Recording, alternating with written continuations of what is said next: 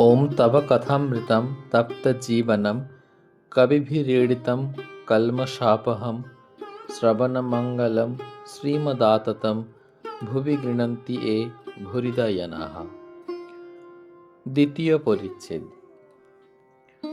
ঠাকুর শ্রীরামকৃষ্ণ গড়ের মাঠে যেদিন সার্কাস দর্শন করিলেন, তাহার পরদিনেই আবার কলিকাতায় শুভাগমন করিয়াছেন।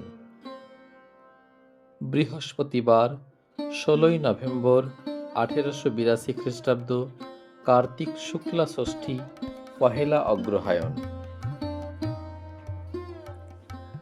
আসিয়ায় প্রথমে গরানহাটায় ষড়ভুজ মহাপ্রভু দর্শন করিলেন।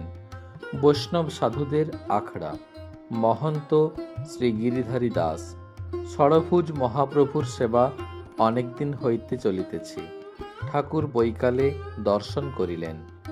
সন্ধ্যার কিয়ৎকাল পরে ঠাকুর শিমুলিয়া নিবাসী শ্রীযুক্ত রাজমোহনের বাড়িতে গাড়ি করিয়া আসিয়া উপস্থিত। ঠাকুর শুনিয়াছেন যে এখানে নরেন্দ্র প্রভৃতি ছোকরারা মিলিয়া ব্রাহ্ম সমাজের উপাসনা করেন, তাই দেখিতে আসিয়াছেন। মাস্টার ও আরো 2-1 ভক্ত সঙ্গে আছেন। শ্রীযুক্ত রাজমোহন পুরাতন ব্রাহ্ম ভক্ত। ঠাকুর নরেন্দ্রকে দেখিয়া আনন্দিত হইলেন আর বলিলেন, তোমাদের উপাসনা দেখব। নরেন্দ্র গান গাহিতে লাগিলেন।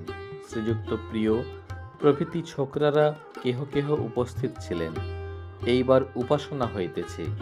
ছোকরাদের মধ্যে একজন উপাসনা করিতেছেন।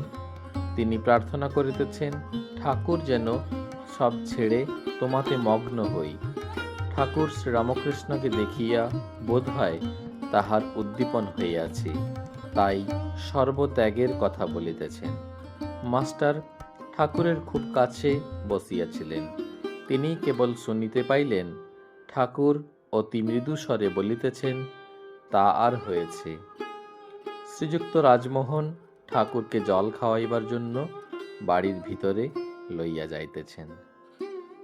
ওম নিরঞ্জনং নিত্যমনন্ত রূপং ভক্তানুকম্পাধৃত বিগ্রহং বৈ ঈশাবতারং পরমেশমিড্ডং তং রামকৃষ্ণং শিরসা নমামহ।